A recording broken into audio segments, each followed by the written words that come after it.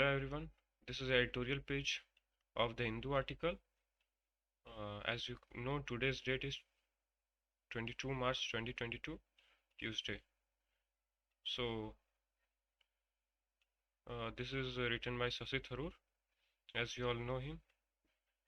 A Ukraine peace plan that needs a U Thant. The element of variable peace exists, and all that is required is for someone to step forward and pursue it with urgency. So, this was the heading. Let us go through the article. One of the questions long-time watchers of the United Nations like myself kept asking as the Ukraine crisis unfolded was what the UN Secretary-General, the able former Portuguese Prime Minister António Guterres was doing. When the Americans were crying themselves hoarse about an imminent invasion for weeks before it actually happened, did the Secretary General seek to use his good offices to resolve the crisis? Did he send any emissary to Moscow to find out its intentions and understand its irradical, irreducible demands? Then have the same person trying in Kyiv to get Ukraine to agree to the terms of compromise. Hardly inspiring.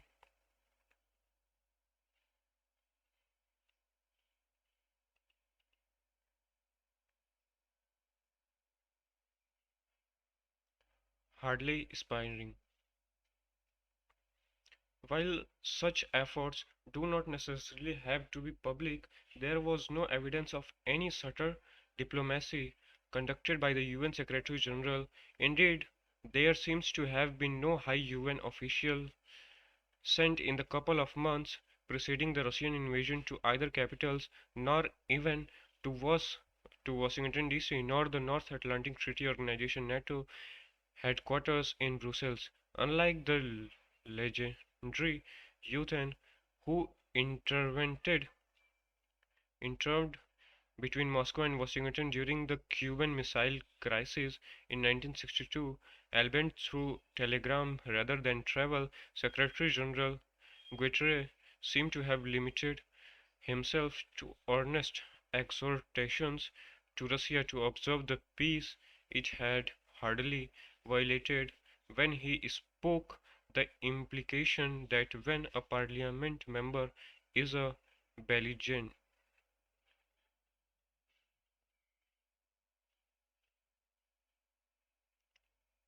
belligerent, the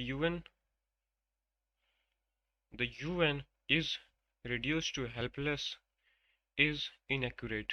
The Secretary General can act.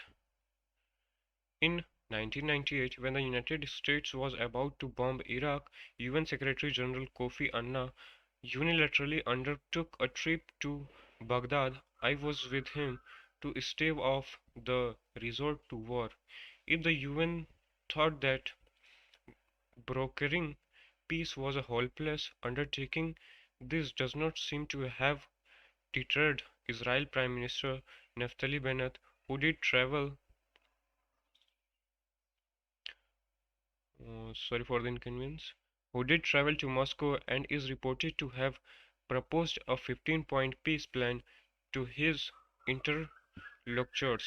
It seems to include provisions that would deny Ukraine the right to join NATO, disallowing any foreign troops on its soil, and enable the Russians to keep some presence in the east while withdrawing the bulk of their forces and stopping their assaults. The Ukrainians are already saying that this is a catalogue of Russian demands and does not fully reflect their point of view.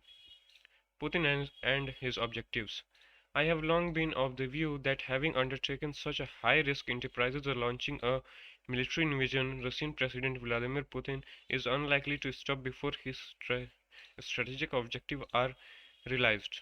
But what exactly are those objectives? Ending any perfect Ending any prospect of NATO troops and weapons on his doorsteps is obviously a priority, but to ensure that does he aim to bring about regime change in Kyiv, replacing the defiant Ukrainian President Volodymyr Zelensky with the pro-Russian deposed former President Viktor Yanukovych.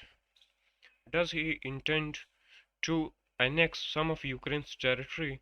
Is his aim to create a buffer state in Ukraine between Russia and the West, or could he, as the Chinese did to India in 1962, declare that his enemies have been taught a lesson, decide to cut short his losses and unilaterally withdraw?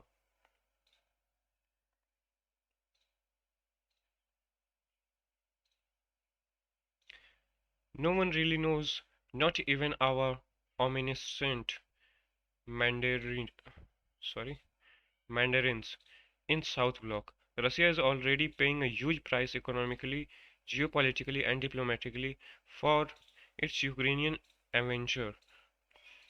The higher the price goes up, the greater will be Moscow's unwillingness to end the conflict without some tangible gains that it can point to. In order to demonstrate to its own people that the price was worth paying, what might the key gains be that would fulfill Moscow's war aim? On neutrality, the first basic requirement for a peace appears crystal clear, a declaration of formal binding neutrality for Ukraine. Finland and Austria already have such neutrality embedded in their constitutions, as do Switzerland and Sweden by long-standing policy, and this has worked well, allowing these nations to appear indistinguishable from their Western democracies, while at the same time having no military relationship with NATO. Russia has believed it had assurance of Ukrainian neutrality in the past, but Kyiv's flirting with NATO had raised the specter of those assurances unraveling. Having them in writing, enshrined, sorry, enshrined in Ukraine's constitution and guaranteed by other powers would seem to be a sign qua non for Moscow to end its military campaign. But would neutrality alone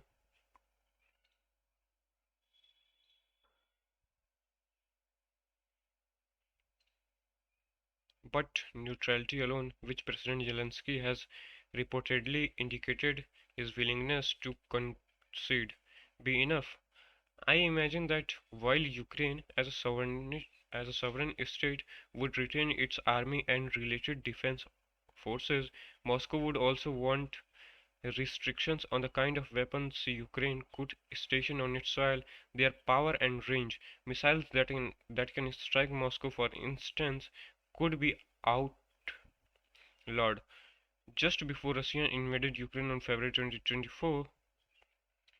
24, Moscow officially recognized the independence of two separatist provinces of Luhansk and Donetsk in Ukraine's eastern Donbas region. Preserving that arrangement or at least ensuring de facto Russian control over the Donbas region to which Luhansk and Donetsk belong by retaining Russian peacekeepers. There would give Moscow the buffer zone it seeks. Moscow would probably also wish to achieve formal international recognition of its 2014 annexation of the Crimea Peninsula, which did not attract the kind of condemnation its current action have, since Crimea's residents do largely see themselves as Russian, unlikely the people of the rest of the country. A comprehensive peace settlement would probably have to include Crimea too. A settlement covering the above elements would probably be enough for the Russians to declare victory and go home, but would Ukraine accept it?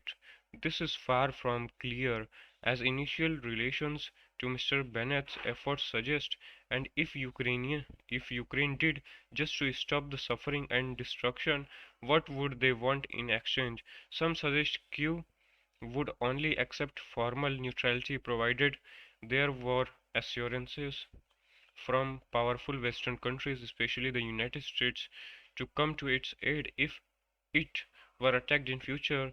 That in turn is unlikely to be acceptable to Moscow, which would